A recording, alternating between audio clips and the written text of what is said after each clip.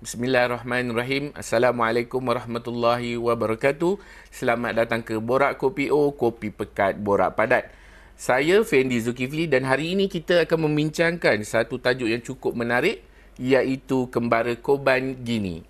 So, untuk pengetahuan para pendengar, Kembara Korban ini adalah misi membawa amanah ibadah peserta korban ke beberapa buah negara luar yang lebih memerlukan. Dan untuk episod khas kali ini, kita akan menyelami pengalaman sebenar dari lapangan terus dari bumi Gini, Afrika Barat. Bersama dengan saya hari ini, tetamu istimewa, saya bawakan Encik Afiq Nordin. Selamat datang ke Borak Kopi O. Afiq, apa khabar? Alhamdulillah. Alhamdulillah. Baik. Baik, Alhamdulillah. Sebelum kita meneruskan kita punya perbincangan kali ini, mungkin Afiq boleh memperkenalkan diri dulu? Saya dah rasa macam tahanan dah duduk macam ni. Macam nak kena, orang kata ditemu ramah secara serius. Sebenarnya kita santai je dah ya, cikgu. Betul, Boleh? betul. Okay. Boleh. Saya Afiq Nordin, daripada Melaka. Sebenarnya asal di Sungai Buloh, membesar di Sungai Buloh, tapi dah duduk di Melaka. Dan dapat peluang daripada Izi Korban tahun lepas untuk ke Gini. Tapi saya memang tak tahu sebenarnya. Dari awal memang saya tak tahu ke mana saya akan pergi. Cuma di saat-saat akhir tu baru mereka bagi tahu ke sebuah negara Afrika di selatan, tak silap saya. Dia barat atau selatan Afrika. Okey. Iaitu Gini. Yang saya tak pernah tahu pun. Tak pernah tahu pun kewujudan negara tu. Okey, sebelum kita meneruskan lagi lah, biasa saya akan tanya kepada tetamu saya lah. Afiq ni jenis tim kopi pahit ke ataupun manis? Saya memang kurang gula. Kurang so, gula. Saya memang kopi pahit lah. Kopi pahit lah. Americano lah akhirnya. Boleh kata lah. Boleh lah ya. Okey Afiq, sebelum kita mulakan, saya ada sedikit trivia lah mengenai Gini ni. Mungkin ramai macam sama kan macam Afiq. Mungkin orang confuse kan. Gini ni adakah dia Papua New Guinea ke kan? Betul. Tapi sebenarnya dia adalah di sebuah negara di Afrika yang kaya dengan sumber asli. Dia ada bauksit, dia ada emas, dia ada belian. Tapi sayangnya ramai rakyat di sana hidup dalam kemiskinan lah. Betul. Yang menariknya, 85% rakyat Gini adalah Muslim. Islam sampai ke sana sejak abad ke-10. Dibawa oleh pedagang Afrika Utara. Dan sampai ke hari ini Islam terus subur di sana lah. So, ibu negara Gini ni iaitu Conakry. Dan memang ada masjid besar di sana, itu Masjid Besar Conakry lah, antara masjid yang terbesar di Afrika. So, okey. Kita ada juga sedikit lah, ni macam icebreaker lah. Kan? Saya nak tanya kat Afiq. Dalam banyak-banyak kopi lah. Ini sikit lah. Kopi apa yang paling laju di dunia? Kopi apa yang laju di dunia Ya. Oh, tak dapat tangkap. Tak dapat Nak tahu? Nak. Espresso. Sebab dia express. Okey. Kita pergi kepada soalan yang pertama lah, Afiq. Okey. Kita dah banyak melalut kan, dah pergi ke ni kan. So, saya nak tanyalah, reaksi pertama bila sampai ke Gini ni? Dia sebenarnya saya punya expectation adalah lagi teruk. Jujur saya cakap. Saya tak tahu kenapa saya punya skeptikal kepada negara-negara Afrika ni kurang sikit. Saya ingat kami akan terus sampai di kampung yang sangat daif apa semua. Tapi bila kita sampai tu, okey, lapangan terbangnya selesa tapi tidaklah terlalu maju. Dia punya pegawai immigration dia berpakaian baju biasa. Ada baju bola Arsenal apa semua. Kita pun tak tahu betul atau tidak dia memang pegawai immigration dan pegawai custom dekat sana. Adalah beberapa orang kata apa drama yang berlaku masa kami nak masuk ke sana. Tapi berjayalah. Kita pun pergi dengan cara yang betul dan juga orang kata apa, ada visa yang lengkap. Jadi tak ada halangan kat situ. Cuma apa yang berlaku di sana kadang-kadang saya tak berani nak cerita lah. Mungkin ada certain negara memang ada drama yang begitu. Dia agak kontroversi lah kalau saya cerita. Dia tidak berapa baik. Cuma saya katakan itu buat saya terkejut. Oh, macam ni ke? Layanan dan cara mereka menyambut orang daripada luar. Oh, okey. Tadi kan masa intro tadi Afiq dah pernah cakap kan, bila first time dengar gini ni kan, menjadi lokasi korban, apa yang terlintas? Nervous ke? Excited ke? Okey, sebabkan namanya memang kembara korban, saya memang letak satu garis yang saya nak pergi negara yang paling susah. Saya memang dah bersedia. Tak adalah saya kata saya hebat sangat. Cuma kita ni suka bercerita. Jadi kalau cerita tu lebih ada emosi dan lebih sukar, orang akan suka. Jadi saya dah memang menjangkakan saya akan macam mana saya nak pergi buang air besar, macam mana saya nak mandi apa semua, nak tidur, macam mana keperluan elektrik. Saya dah menjangkakan sesuatu yang lebih dahsyat. Tapi tidak rupanya okey je, ada je teknologi di sana dan ada bekalan elektrik yang mencukupi, tapi dia kurang sikit daripada Malaysia. Macam kita ni setiap masa ada elektrik, sumber air yang bersih memang akan ada. Cuma di sana dia punya sumber elektrik dia dari 6 pagi sampai 6 petang saja. Tidak, salah. 6 petang sehingga 6 pagi. Malam je dia ada. Pagi tu kami ni daripada yang dengan pasukan Izi Korban, panggil belenggang macam tu lah. Tak ada yang ada pakai singlet sebab terlalu panas kat sana, tak ada kipas. Okey, saya nak tanya ni, sebelum sampai ke gini ni, kami dapat tahu yang visa Encik Hafiz tak lulus lagi So sampai ke airport tu baru diluluskan. Macam mana perasaan tu? Dia ada dua perasaan. Perasaan pertama memang berdebar, boleh pergi atau tidak. Dan yang keduanya, saya tetap yakin boleh pergi jugalah dia. Dia redha dan Tawakal. masih lagi yakin lah. Tawakal yang yakin boleh lulus ni. Sebab tengok kepada tim pasukan Izi Korban, mereka pun nampak seperti yakin. Macam tak adalah nampak macam cemas ke risau ke dengan saya punya situasi tu. Jadi kita pun tengok gaya lengkuk tubuh mereka semua, okey ni, insya-Allah okey ni, tapi mereka takut-takutkan saya jugalah. Fik, kau ni datang ni untuk lambai kita orang pergi je ni. Macam itulah kan. Jadi kita layan je lah. Alhamdulillah, dah lagi 30 minit tak silap saya nak berlepas, baru dapat kelulusan. Okey. Tadi kita tanya pasal perasaan lah. Maknanya sebelum kita sampai. So, macam mana? Bila sampai tu pula macam mana? Macam penerimaan masyarakat setempat daripada kehidupan mereka dan sambutan mereka terhadap tim dan juga Afiq lah. Saya kena cerita daripada, kalau macam tu saya kena cerita dari awal kami sampai di airport dan kami bermalam di Conakry dulu. Okey. Masa kami sampai, kami diberitahu ada orang akan tunggu kami di sana, namanya Adama. Tapi kami tak dapat jumpa dia lagi. Rupanya dia kena tunggu di luar airport. So bila kita dah jumpa dia pun dah macam menyambut kami dengan dia punya kawan-kawan yang lain. Kita naik kereta pergi ke satu rumah. Dia kata okey, tidur di sini dulu sebab esok pagi memang nak bertolak awal lah sebab perjalanannya jauh. Dekat situ kita tidur agak selesa sebab dia kawasan bandar. Tidak terlalu bandar seperti di Kuala Lumpur. Dia punya bandar dia lebih kurang macam pekan lah orang kata. Okay. Masih lagi ada rumah-rumah orang yang tak berapa senang. Okey, jadi kita tidur di sana. Mereka pun ada sediakan makanan untuk kita apa semua. Okey, jadi pagi tu kami bertolak. Dikatakan perjalanannya mungkin akan ambil masa 20 jam. Memang dah macam alamak, betul ke ni? 20 jam ni kita nak punya perjalanan ni. Dan ya, betul. Sebab dia ada trafik yang sangat sesak. Dia punya jalan satu hala. Satu lane je. Dua-dua memang sesak. Dan kat situ kita nampak terlalu banyak peristiwa-peristiwa yang menarik. Ada yang tinggalkan kereta, berjalan kaki sahaja pergi ke buang air kecil tepi jalan, minum air, makan, pergi cari makanan.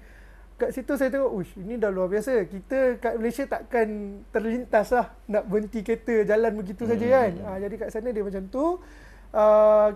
Saya nampak ada satu peristiwa, ada orang duduk atas kereta, Rupanya itu adalah satu pekerjaan di sana. Mereka menjaga barang-barang.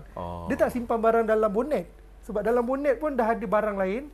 Jadi mereka letak barang atas kereta dan ada orang duduk atas tu untuk menjaga. Itu adalah satu pekerjaan dan kami rakamkanlah peristiwa tu, jadikan cerita. Dan hampir tak silap saya 6 ke 7 jam kereta kami rosak.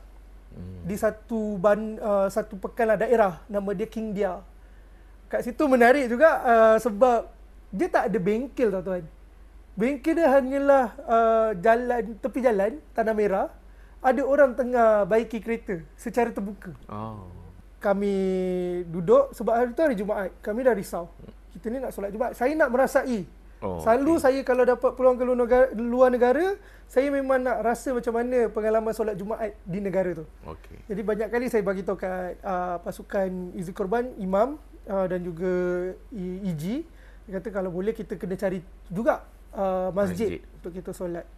Sambil-sambil dia tengah repair baiki kereta tu, katanya ada satu spare part ni memang susah cari kat Malaysia, tapi kat sana dia boleh pergi cari. Hebat mekanik dekat sana.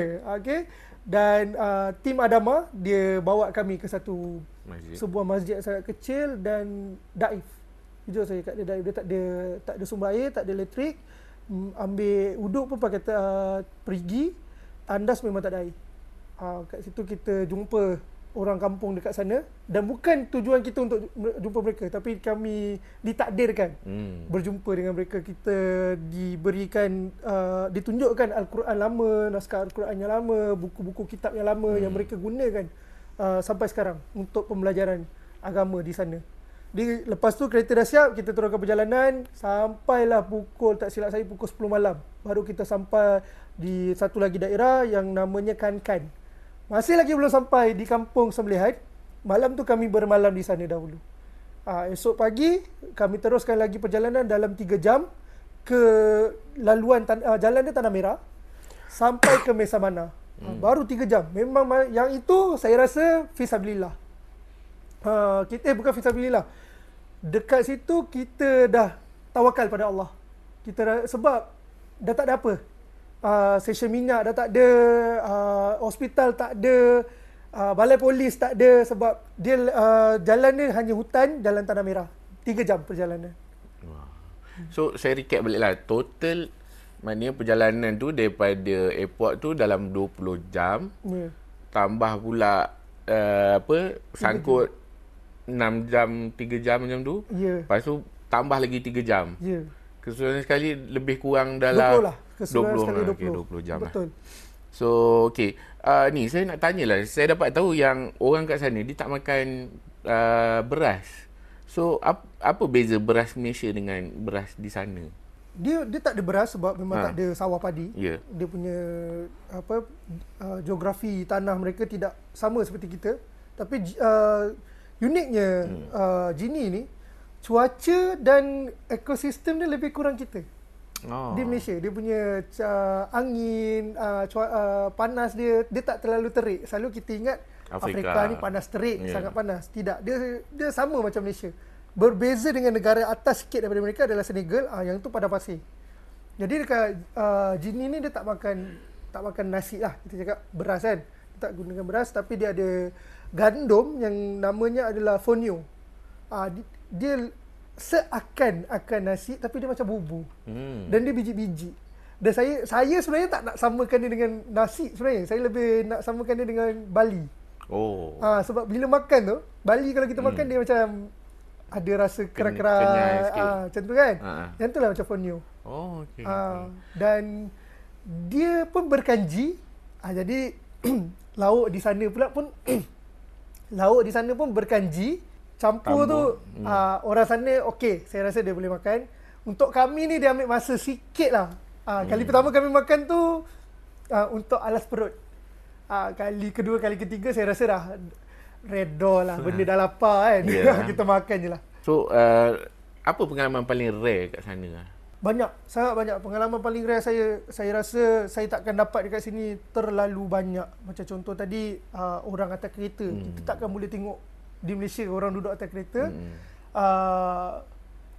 Cara dia tak saya bukan nak cakap tentang kebersihan. Walaupun mereka sedikit daif, bukan sedikit, terlalu daif, tapi saya boleh kata kebersihan mereka agak baik. Kadang-kadang kita boleh nampak ada makcik tengah sapu kat jalan raya nak bersihkan balik sampah. Dia memang ada sampah tapi dia dikumpulkan lah. Dia tak berselerak. Yang itu bagi saya puji. Maksudnya dia bukan miskin pemalas. Dia hanyalah sebab situasi di sana, keadaan di sana sahaja yang menyebabkan mereka tidak terlalu maju macam kita.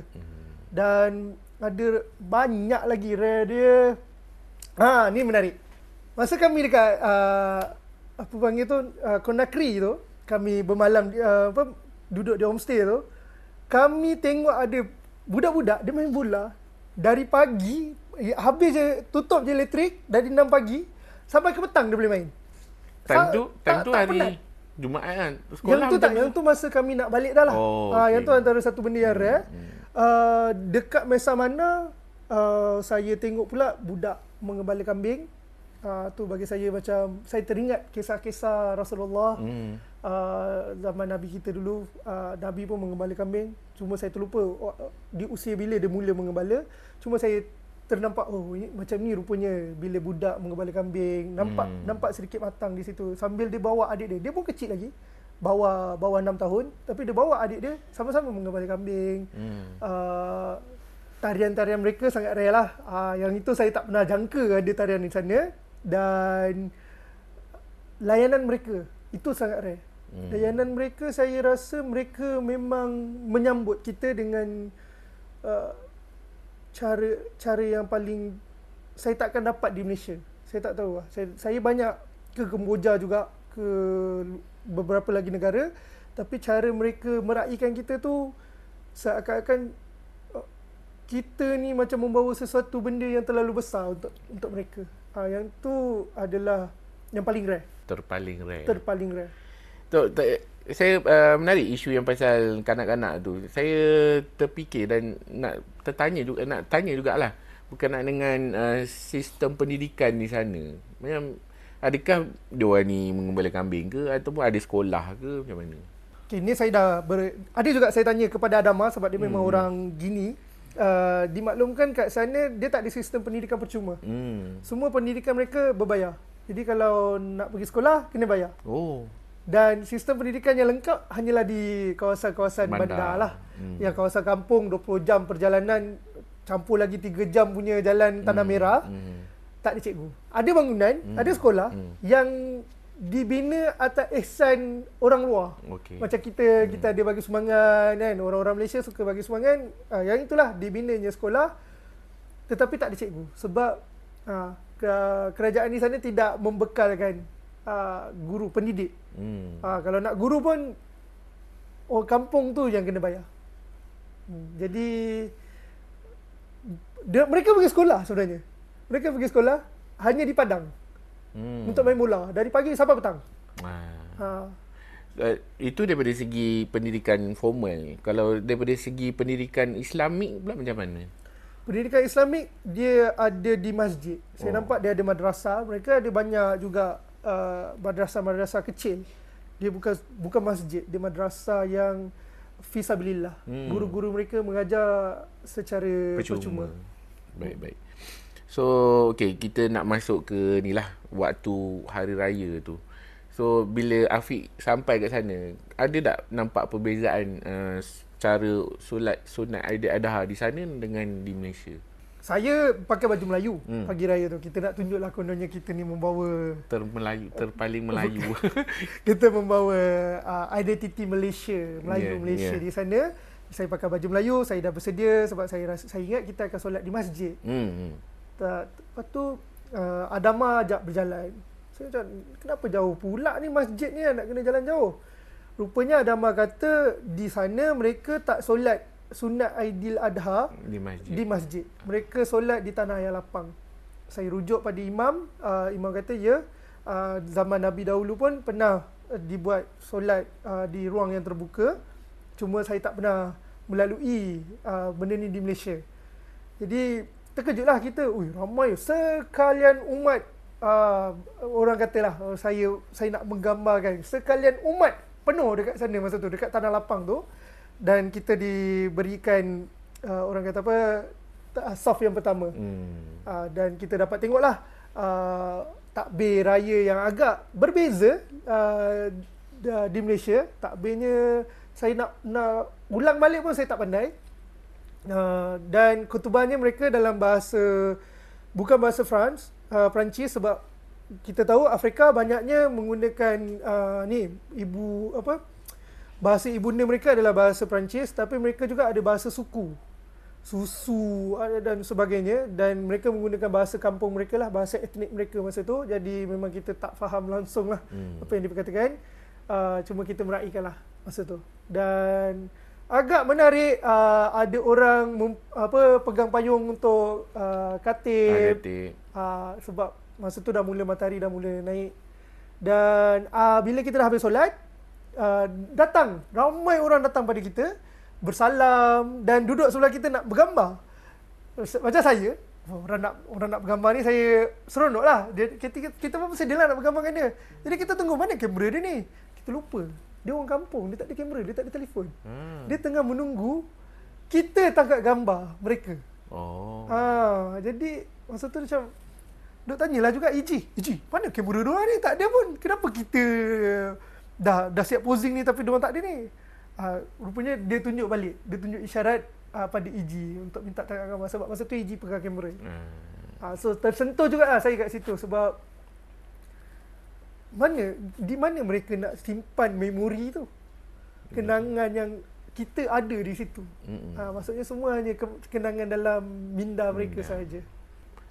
Sebenarnya untuk mengetahui Afiq lah, tahun ni Perlis dah buat dah sembahyang raya di Padang. Ya betul. Saya ada tengok ada beberapa juga negeri dia dah buat dah. Solat Aidilfitri ni pun ada yang dah buat di padang sekolah. Betul. Menarik lah. Okey, dalam suasana yang macam tu lah, ada tak pernah rasa macam emotional breakdown? Tiba-tiba rasa macam ada. Jujur saya cakap, saya ada. Sebab saya dah ada 3 orang anak lelaki, masih lagi kecil. Bila kita ni dah jadi bapa, kita punya, walaupun kita ni masih lagi orang kata perangai gila-gila, diorang ingat kita ni tak matang, tapi bila kita dah jadi bapa ni, kita ada satu naluri. Kita nak apa sekalipun kita buat untuk anak kita, dan apa pun kita nak anak kita membesar dengan baik. Kita nak ada penjagaan yang rapi, makanan yang sihat, pendidikan yang memang orang kata kelas pertama. Jadi bila saya ke kampung tu, soalan pertama saya pada anak-anak adalah macam mana pendidikan mereka. Dan itulah yang Dama cerita, mereka tak ada pendidikan yang serba lengkap. Walaupun ada sekolah, ada satelit yang dah mereka buat, tak ada pendidik. Tak ada siapa nak mengajar anak-anak ni. Akhirnya setiap dia habiskan masa bermain sahaja. Dan kat situ saya, sebab anak-anak tu datang. Anak-anak tu datang kat kita. Ada yang calik kulit kita. Sebab kita, saya ni kira dah antara yang paling cerah kat sana. Balik Malaysia habis lah. Dia tak jadi balik lah cerah tu. Jadi mereka calik kulit kita ni sebab mereka anggap kulit kita ni dah cantik. Kulit-kulit lagi cerah, lagi cantik. Ni kira alhamdulillah lah ni. Ni saya patut duduk di sana. Saya dah jadi antara manusia tercantik lah kat situ. Mereka calik, mereka peluk kita. Jadi sebab apa tahu tuan? Mereka buat begitu, mak ayah mereka tak boleh nak bagi. Kasih sayang pun kurang sebab mak ayah kerja dari pagi sampai petang juga, dan kerja mereka satu hari tu pun belum tentu boleh dapat hasilkan makanan yang cukup untuk satu hari. Tak cukup. So 3 hari saya di kampung tu, dan 3 hari itulah saya tengok situasi anak-anak begitu. Lagi pula saya tengok yang si abang pegang tangan adik yang tadi tu menggembala kambing tu pun saya macam, ya Allah, hebatnya budak ni. Dari kecil ni dah ada satu tanggungjawab yang besar. Sambil dia jaga kambing yang dah lari nak kena kejar, dia masih lagi boleh pegang tangan adik dia. Itu kita cerita pasal anak-anak. Kita belum cerita pasal orang tua. Ada yang saya diberitahu sebelum dibina perigi, Ada seorang makcik ni, dia daripada kecil, dia memang dah disuruh pergi berjalan 2 kilometer setiap hari. Pagi dan petang untuk ambil air, bawa balik rumah. 2 kilometer Setiap hari. Daripada kecil. Dan akhirnya dalam umur dia dah nak masuk 60 tahun. Dalam umur 60 tahun tu, baru dia bersyukur ada perigi depan rumah dia. Masa kita rasmikan tu, tiba-tiba dia buat satu spontan lah, satu apa orang kata upacara. Bukan upacara lah, saya tak cakap lah upacara, dia macam ritual lah kalau kita cakap upacara. Tiba-tiba dia datang ke depan, dia ambil air dalam perigi tu, dia basahkan satu badan dia. Kat situ saya terkejut, kenapa makcik ni buat macam ni? Adamah cerita, makcik ni dari dulu berjalan kaki pergi ambil air untuk keluarga dia, bukan untuk dia seorang. Jadi hebatlah. Di sana saya belajar erti kekeluargaan. Dia mengubah diri saya sikit lah. Untuk kita tak boleh pentingkan diri apa semua. Nasib baik makcik tu tak siram muka-muka. Tadi kita cerita pasal semayang raya lah, semayang raya korban. So macam mana pula dengan sambutan hari raya korban di sana? Ada beza tak dengan kita lah di Malaysia? Okay, kalau kami tak datang, tak ada. Hanya solat raya sahaja. Dan dia akan habis macam tu. Masing-masing pulang ke tempat masing-masing. Sebab kat sana daging sangat terhad. Daging ayam okey ada. Tapi daging lembu ni satu mahal, yang keduanya terhad lah. Walaupun ada tadi pengembala kambing, tapi dia tak boleh makan kambing tu. Sebab kambing tu terlalu mahal untuk dia. Dia makan, dia rasa macam kalau aku jual aku dapat duit lagi banyak. So kami berkumpul di satu tempat untuk sembelihan. Saya tanya juga Adamah, macam mana? Ada ke orang-orang kampung nak tolong kita ni? Sebab banyak ni kambing ni, lembu ni. Adamah kata dah dimaklumkan. Saya pun tak tahu, hebatnya lah diorang ni. Walaupun duduk jauh-jauh, sebab dia bukan taman perumahan, dia rumah yang berselerak, tapi mereka dah dimaklumkan ada gotong royong untuk sembelihan. Mereka datang, berdiri, tak bising, tak bercakap apa, duduk diam saja. Saya macam, ya Allah, diorang ni ada satu sifat yang macam tu lah, bercakap bila perlu kot. Jadi kita mulakan pun, saya rasa 12 ekor lembu yang ditumbangkan masa tu, ambil masa dalam 2 jam semua dah siap. Wah. Saya mula pun dah mengeluh lah. Lama ni nak sembelih lembu ni, banyak ni nak kena nak kena potong semua ni kan. Tapi laju, sangat laju. Habis saja sembelih, kita ingat macam ambil terus balik. Tidak. Dia tak berakhir macam tu. Mereka bangun, mereka tunggu. Saya pun macam terpinga-pinga. Saya tanya Adamah, saya banyak rujuk pada Adamah sebab saya tak nak buat satu andaian sendiri. Saya suka tanya terus, Adamah apa yang berlaku lepas ni? Adamah kata tunggu dulu. Sekejap lagi ada sesuatu lagi benda yang akan berlaku. Datang sekampung pula, bukan yang pasukan sembelihan ni, orang lain kampung datang bergendang. Rupanya macam tu diorang punya adat. Mereka meraihkan dan bersyukur dengan cara begitu. Menzahirkan rasa gembira mereka lah. Okey, boleh tak Afiq kongsikan momen yang paling menyentuh hati bila kita bagi kepada penerima daging korban tu? Momen yang menyentuh hati mungkin. Momen yang paling menyentuh hati dia sebab saya ni satu benda. Masa sembelihan tu saya sebenarnya tak nak terlibat. Bukan tak nak terlibat masa sembelihan, saya tak nak terlibat dalam rakaman ataupun gambar. Sebab saya tak tahu saya nak letak perasaan apa. Saya nak suka ataupun saya nak buat muka sedih. Saya tak tahu. Kalau kita letak muka sedih, orang kata kita berlakon. Kalau kita buat muka gembira, orang kata kita tak ada perasaan pula. Jadi saya tak tahu nak letak muka macam mana. Dan saya tengok muka mereka lagi sedih. Sebab mereka pun lagi tak tahu nak letak perasaan macam mana. Macam redha saja. Muka-muka yang sangat redha, tak berebut, tak pernah nak minta dua. Ni saya bagi tahu satu masalah orang kita. Mungkin dia rasa kalau satu bungkus kita bagi pun kadang-kadang ada sesetengah orang dia minta tambah lagi satu. Boleh tak lagi satu ni? Tak ada, kat sana tak ada tuan. Nak minta batang pinang lah apa. Tak ada, dia redha je. Dapatlah lemak, terlebih lemak ke apa ke, mereka ambil sahaja. Dan ada juga orang yang tak dapat. Ada juga yang kita dah asingkan, yalah tak cukup lah kan. Bila kita dah asingkan tak cukup. Ada yang dia tak menunjukkan ekspresi yang marah ke apa. Dia macam terpinga-pinga macam tu. Yang tu saya agak sedih.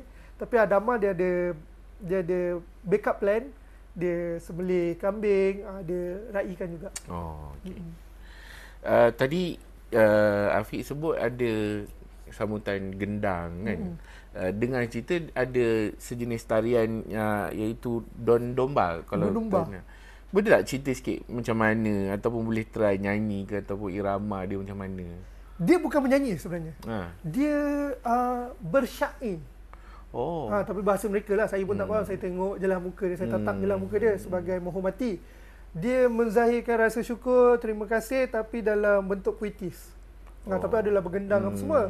Dan yang agak kelakar, dia macam menengking sebenarnya.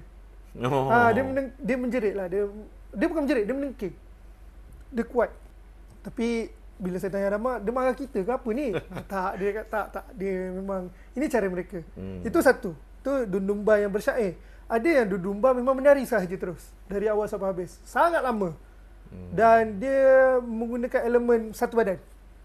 Tangan, pergerakan seluruh badan. Kaki dia hentak kaki untuk guna untuk hentak tanah, bergegar satu kawasan tu, dan tangan dia ada macam mengepak sikit lah macam tu. Dia macam, tapi saya tak tahu kenapa bila mereka akan penat, sebab saya tunggu juga bila nak habis ni kan, sebab terlalu aktif. Sampai saya masuk sekali menari dengan mereka. Kita nak rasa, kita tak tahu bila lagi kita akan pergi ke sana. Saya pun pergilah. Dengan masuk. berbaju Melayu. Yang tu tidak. Yang tu kita dah tukar baju untuk baju Izzy Korban, t-shirt Izzy Korban. Saya pun menarilah. Tapi saya yang paling kayu lah di situ. Tu menarik ya mereka. Tariannya tetap sama. Ada 2 kampung yang kami pergi. Memang begitu cara dia. Dan ada pula yang lebih aktif. Dia lagi lajulah cara menari dia. Janganlah cakap over ke. Mungkin saya tak cakap over lah. Itu mungkin cara lagi nak menunjukkan lagi gembira tu. Macam tu lagi gitulah. Pernah tak rasa ini adalah momen yang bermakna dalam hidup saya waktu ketika itulah?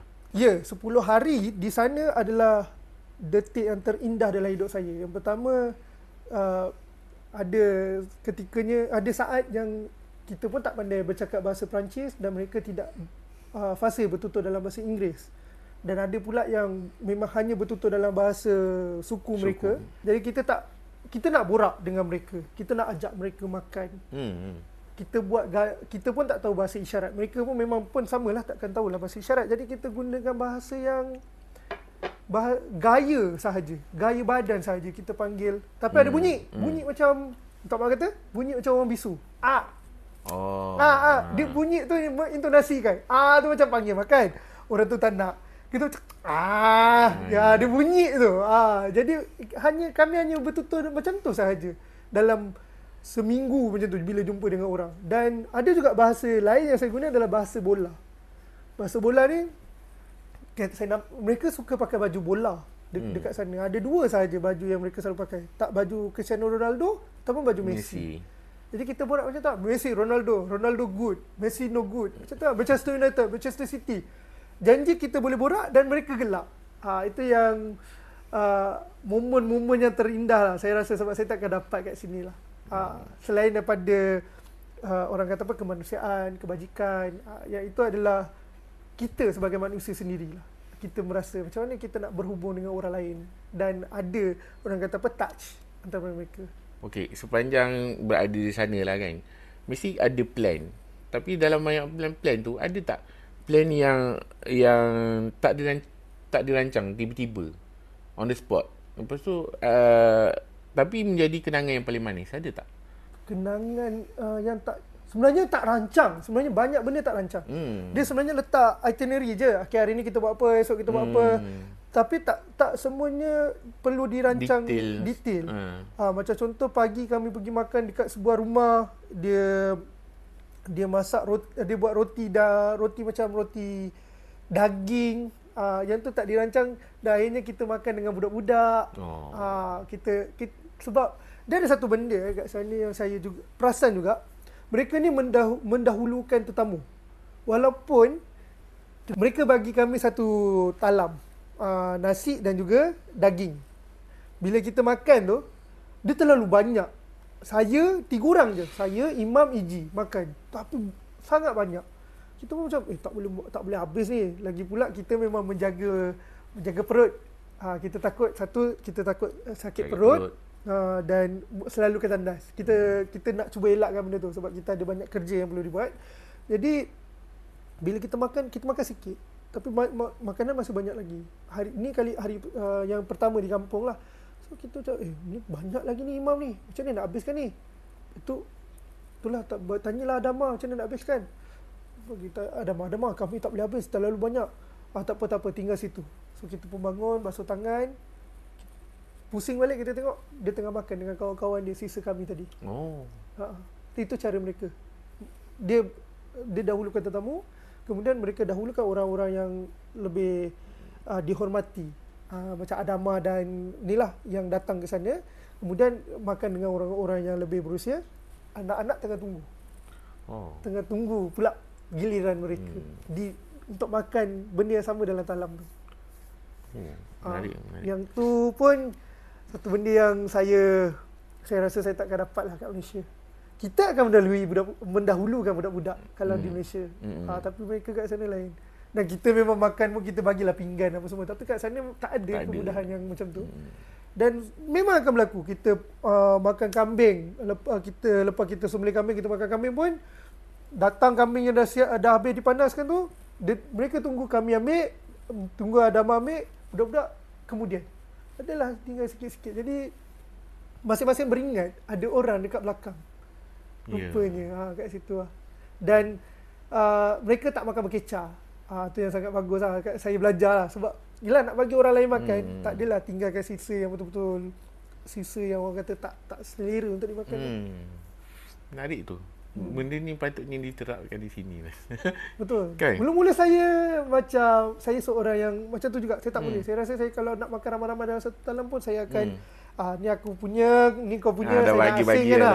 Macam tu. Tapi bila saya tengok kat situ, sebenarnya ada message lah yang sebenarnya kita tak nampak. Betul. Ada kebaikan, kebersihan yang sebenar.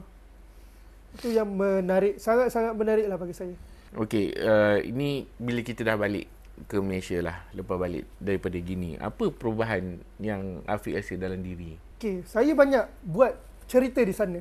Saya banyak buat cerita dan alhamdulillah mendapat respon yang sangat positif. Cuma saya cuba muhasabah diri. Takkan cerita baik ini hanya di sana sahaja. Takkan saya nak membawa cara cerita yang naratif yang mungkin tak sama seperti dekat sana. Jadi saya cuba ubah diri saya yang itu dulu. Dari segi penulisan saya tak nak buat cerita-cerita yang mungkin boleh buat ada orang terasa, ada pihak yang membenci saya. Sebab di cerita saya di Guinea, semua orang suka. Semua orang meraihkan, tak sabar nak tunggu cerita seterusnya. Ada yang komen macam tu, Fik, mana lagi cerita ni? Tak sabar ni. Tapi kita ada limitasi internet dekat sana. Kadang-kadang internet tu habis kota. Kita guna internet Adama sahaja masa tu. Sebab internet pun sangat mahal tuan. 1 gig tak silap saya RM300 kalau di-convertkan. 1 gig. Jadi kita hanya gunakan internet Adama. Pun kadang-kadang dia punya networking dia pun, connection dia pun slow ke apa. Jadi kita cubalah bila ada je, nampak je signal dekat phone, okey kita terus post kan. Itulah yang saya cuba terapkan sampai sekarang.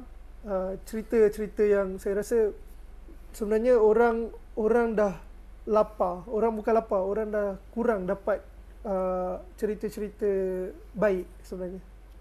Jadi itu yang saya nampak saya cuba bawa di Malaysia. Contohlah kalau diberi peluang lagi, Afiq nak terima ke? Dan mungkin ada negara yang Afiq rasa nak pergi ke?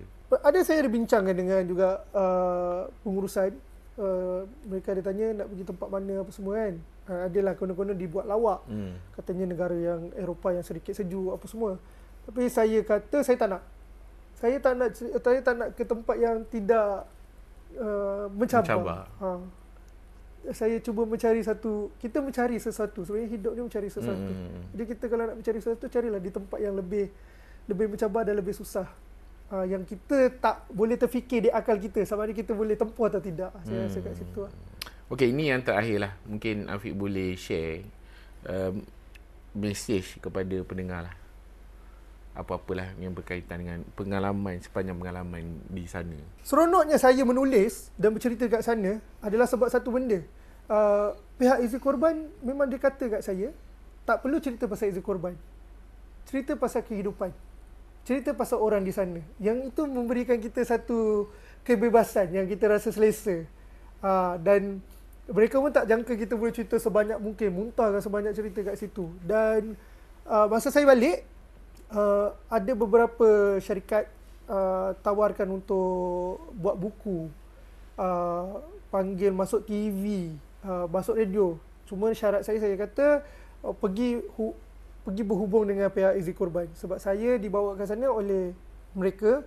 Jadi kalau mereka benarkan, baru saya saya boleh terlibat. Kalau tak berhubung dengan mereka, jadi selagi tu saya tak akan terlibat lah. Dan saya tak nampak lah kesinambungan je kat situ. Mereka tidak mahu, jujur kata mereka sebenarnya tak nak ada perkataan Izzy Korban dalam cerita tersebut. Jadi tak boleh lah. Saya apa pun, kita kena menghormati orang yang bawa kita. Jadi mesej yang saya nak cuba sampaikan adalah, jauh mana kita pergi, dah banyak benda yang kita tengok, sebenarnya kita kena makin muhasabah, bukan kita makin berbangga.